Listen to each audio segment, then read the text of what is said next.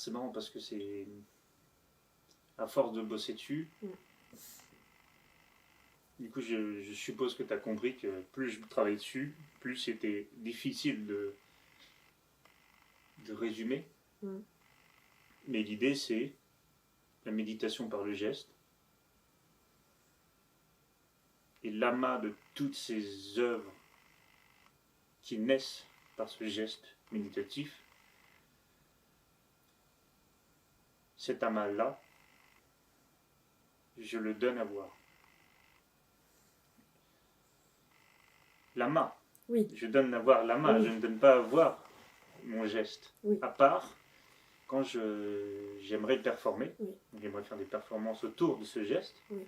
Le geste à ma détresse, mais l'amas se donne à voir. Du coup, à ma détresse, pour moi, c'est une œuvre créature, parce que c'est un amas qui va muter, qui va grandir au fur et à mesure de mon processus de méditation et de création. Une œuvre créature expérientielle, parce que autour de ce qui pourrait être simplement juste un tas de feuilles, il y a plein d'idées, plein d'expériences qui naissent et qui font que l'œuvre finit par être assez complexe pour vivre par elle-même. Oui. Et plus elle évolue, plus elle a cette capacité à surprendre et à muter par elle-même. Donc je travaille déjà dessus depuis 1 an et demi avant de me dire la finalité de l'amas, c'est 1 million de feuilles. Alors il sera maître de lui-même. Parce que la vraie recherche, à l'origine, c'est se trouver, le geste et prétexte à méditer, à se trouver, pour moi. Et après, moi, comme j'adore jouer, voilà, j'avais vraiment envie de jouer avec quelque chose de simple. Comment je peux le détourner? Qu'est-ce que quelque chose, juste un tas de feuilles, qu'est-ce que ça peut exprimer? Qu'est-ce que moi ça me fait ressentir? Qu'est-ce que j'imagine faire ressentir aux gens? Ce geste libre. Mais c'est vrai que ça fait... J'ai pas mis beaucoup de temps avant de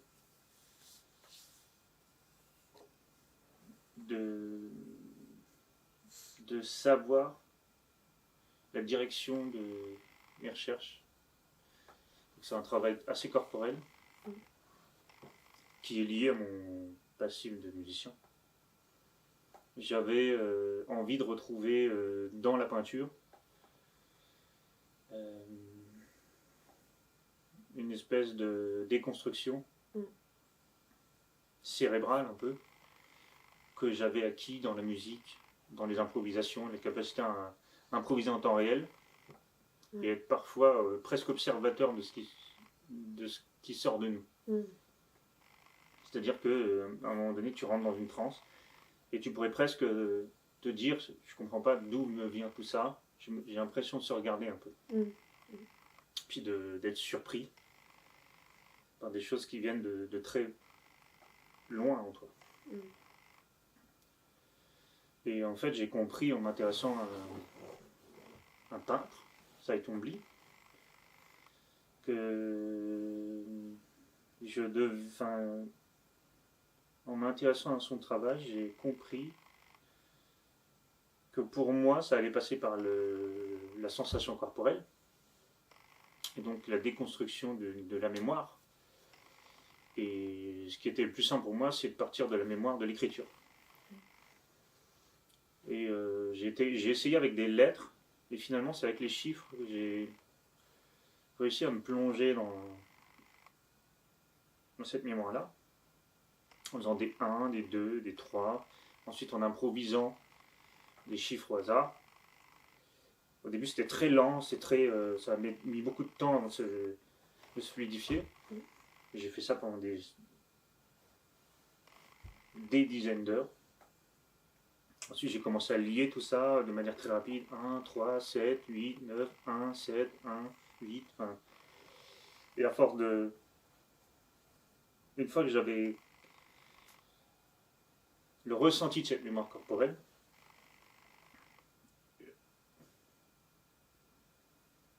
comme dans la musique, j'ai décidé d'arrêter de chercher à faire quelque chose de précis et d'être juste connecté avec mon envie d'improvisation.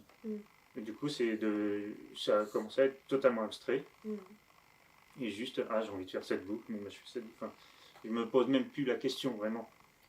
Selon la journée, je ne veux pas avoir du tout la même arrondi, la même façon d'aborder le geste à ma détresse.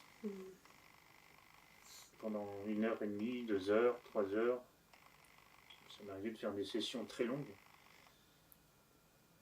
Et plus la session est longue, plus c'est intéressant pour moi parce que je finis à être dans un état second qui persiste et qui est très intéressant.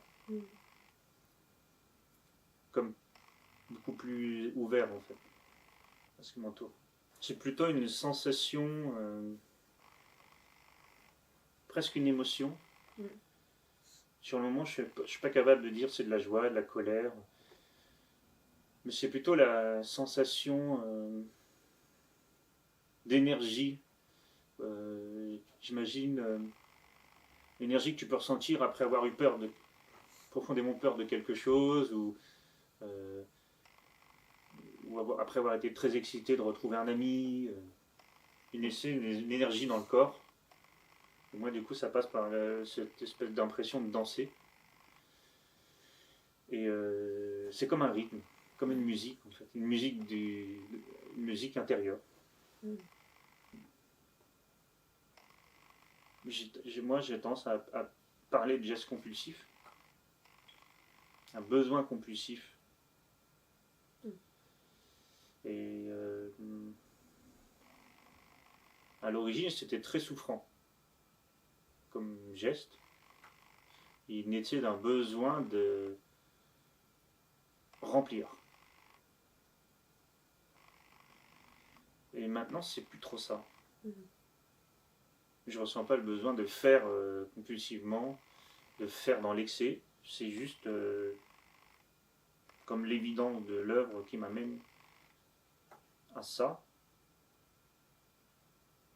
qui m'amène à méditer, à répéter, à chercher encore plus loin, à me transcender, à m'oublier, je pense. Hanté parce que ça me parle quand même un peu, parce qu'il y a cette sensation d'avoir cette mission. Mais je ne le vois pas comme quelque chose de négatif. Posséder peut-être, bien que j'ai le sentiment de me posséder, mais c'est d'où l'idée de la porte. C'est comme si j'acceptais sur des temps précis d'ouvrir un espace, d'être un canal, mais que j'ai la capacité de fermer, de switcher. Je contrôle quand je vais le faire et quand je ne veux plus le faire. C'est vraiment la sensation de vide dans la répétition, en fait. Je ne sais pas si je me vide de quelque chose. Des fois, je dis, j'ai la sensation d'être une porte, de devenir une porte, comme il y a de l'énergie, des informations qui passent par moi, qui se canalisent et ensuite qui repartent. Là, ce serait sur le papier, à travers ce geste, qui dans plein de subtilités change constamment et en constante mutation. Toute forme de vivant va avoir une tendance à répéter les mêmes motifs. que ce soit le ver qui mange le bois, comme le coquillage au bord de la mer qui va faire un chemin dans le sable, la façon dont l'eau va onduler, la façon dont l'encre va s'expandre dans l'eau.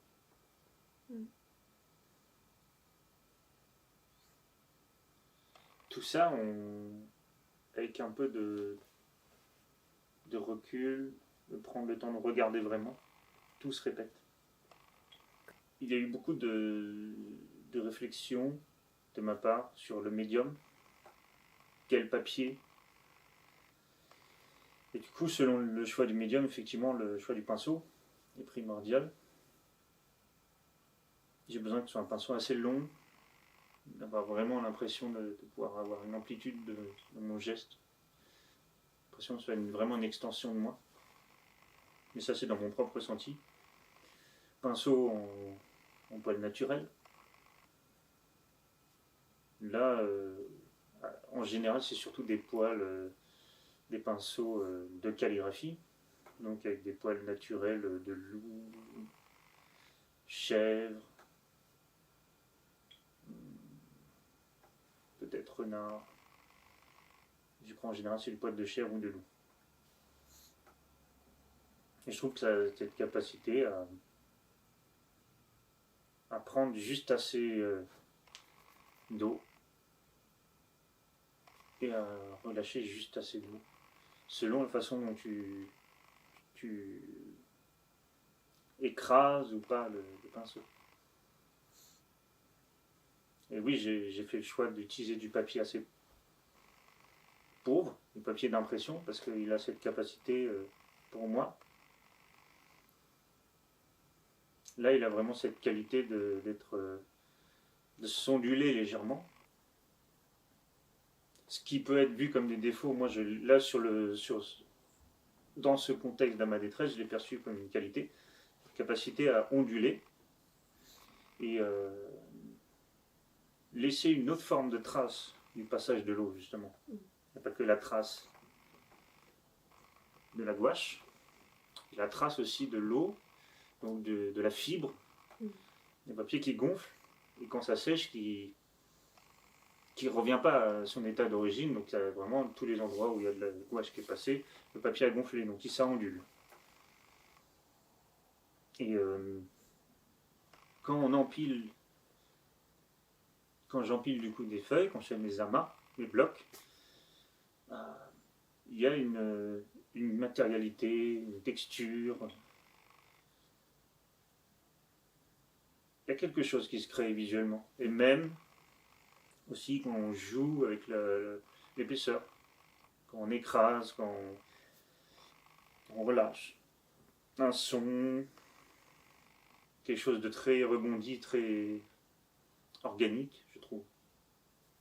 Élastique. Donc le choix du papier, ça vient de ça. Parce que j'ai testé plein mal de choses. Des papiers de qualité plus prévus pour le dessin, pour les techniques à l'eau.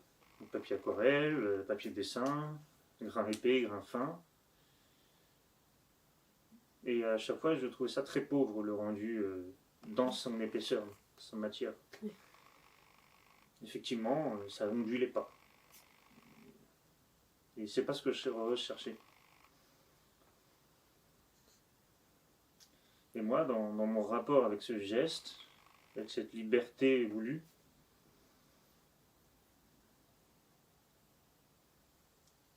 il y a aussi cette idée du papier, de la gouache qu'on fait quand on est enfant. Souvent, il y a des feuilles à la con qui sortent de l'imprimante de ses parents, où les impressions ont foiré, on dessine au dos pour que ça coûte pas cher. Là, j'aimais bien cette pauvreté-là. Et du coup, le choix de la gouache, c'est et ça. Donc la référence souvent au geste un peu enfantin. Il y a aussi l'envie de revenir à des médiums un peu plus naturels. J'avais pas envie de travailler à l'acrylique. J'ai fait des tests à l'encre de Chine. Mais ce qui me plaisait pas, c'est que ça avait un rendu final trop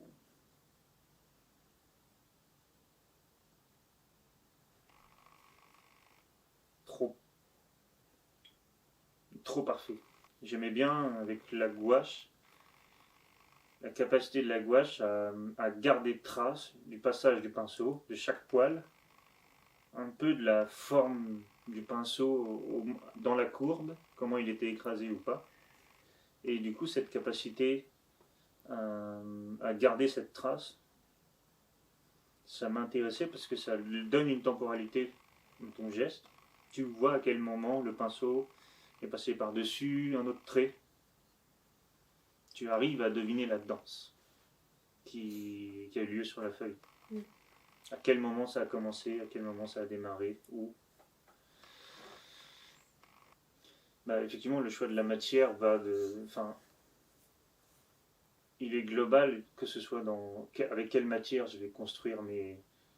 Je vais penser mes espaces de travail, comme avec quelle matière je vais présenter un résultat. Et c'est le même plaisir de présenter que de travailler sur l'œuvre. Et pour moi, ça fait partie de une cohérence globale aussi du processus, de l'engagement. Effectivement, je travaille avec des boîtes de récupération pour faire les clés de séchage et du bois de récupération pour faire les blocs. Ça fait sens. C'est beaucoup plus long,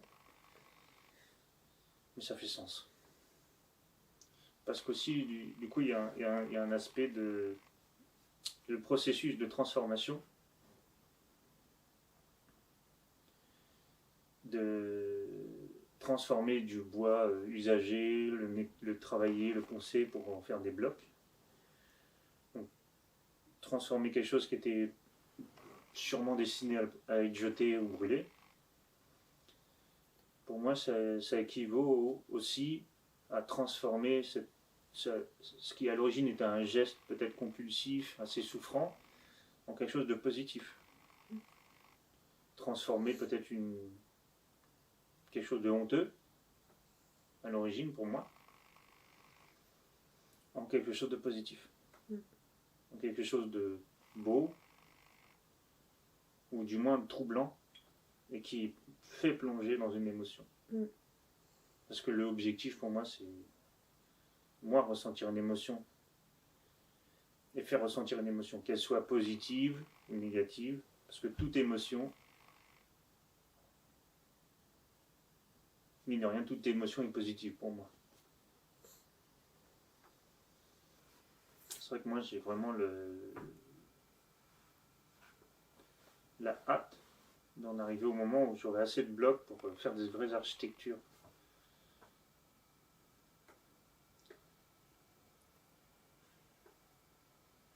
J'imagine en fait, je ne sais pas pourquoi, j'ai les mots de la ville fantôme.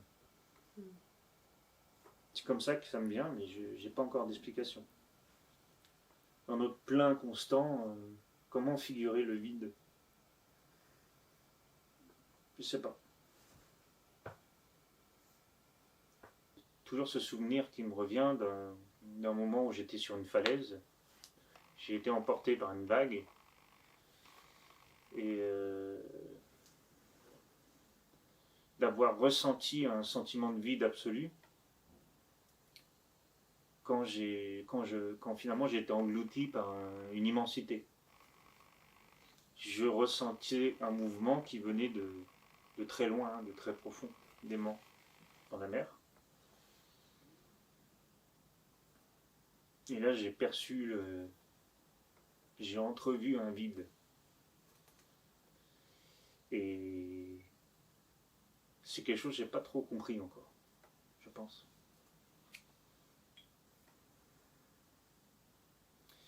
Mais oui, c'est recréer un vide avec un plein, un sentiment en tout cas, l'émotion. Parce que finalement, je me suis retrouvé, il y a un peu plus de 2 ans, les gens venaient dans mon atelier et je ne cherchais pas à faire un amas. Mais à force de travailler, de faire des recherches sur le motif, je posais toujours les feuilles au même endroit. Je les oubliais un peu, toujours au même endroit, et à force c'était devenu vraiment un tas tel que même les... Enfin, la table menaçait de s'effondrer, quoi. Et les gens, des fois, ils voyaient ça, ils disaient, mais t'as vraiment fait tout ça? Et je sentais, je voyais dans leurs yeux qu'ils vivaient la même chose que moi quand j'étais englouti par la vague. Et ça m'a fasciné. De les imaginer, en tout cas, dans cette émotion et de me dire, tiens, je peux, moi, revivre cette émotion et faire vivre cette émotion dans une création, peut-être. Mais ça m'a donné des idées. Oui. Et moi, je ressentais énormément de honte à l'origine quand les gens voyaient mon tas. Mon tas. Mais finalement, voilà, c'était vouloir transformer cette honte et exprimer en fait une forme d'absurdité que je ressentais, de toujours faire plein de choses, être dans l'excès. Ça m'intéressait de me dire, tiens, dans l'absurdité de mon processus, parce que y a une forme d'absurdité. Enfin, le mec qui va faire des centaines de blogs de 500 feuilles. Ça paraît absurde dit comme ça. Tu te retrouves face à l'amas et tu éprouves vraiment une émotion. J'ai l'impression autre que l'absurdité. Du coup, quelque chose qui me questionne pas mal dans le monde actuel, c'est qu'on est entouré d'absurdité, mais elle est faite pour qu'on ne la sente pas, pour qu'on ne l'aperçoive pas. Et j'ai l'impression que du coup, en mettant les gens face à une absurdité, en les confrontant face à une absurdité, peut-être qu'ils vont percevoir qu'on est une espèce qui a une tendance à être dans l'excès.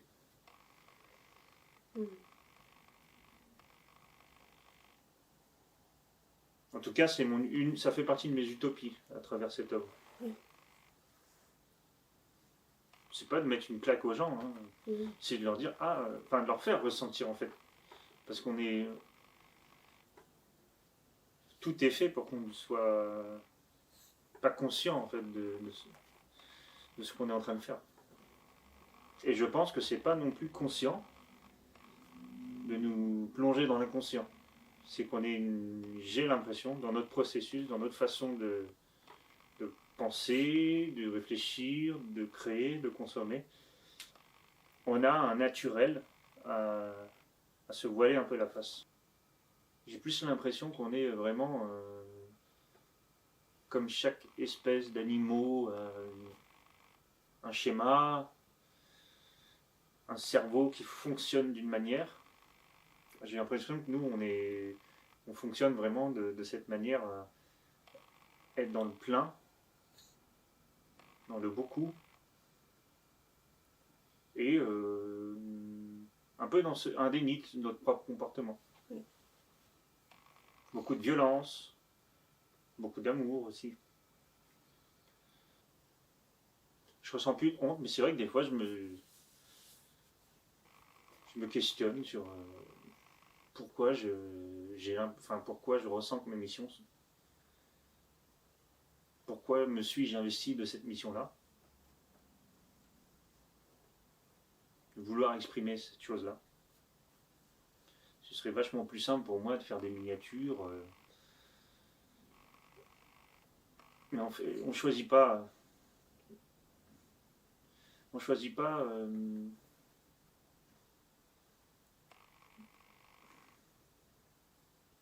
Ce pourquoi on est. Pour quelle émotion et pour quelle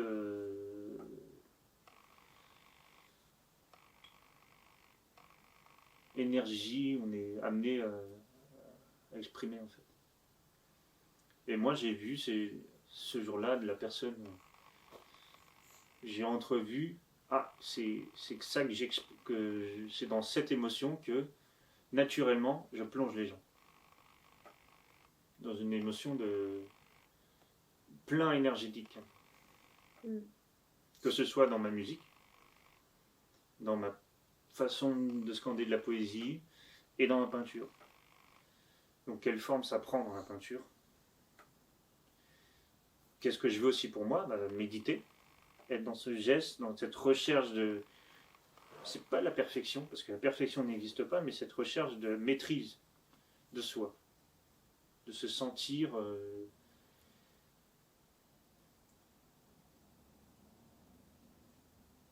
libre et juste, vraiment viscéralement juste dans le geste. Il est quelle heure? Il est 11, 15h11. On s'arrête là? Ouais.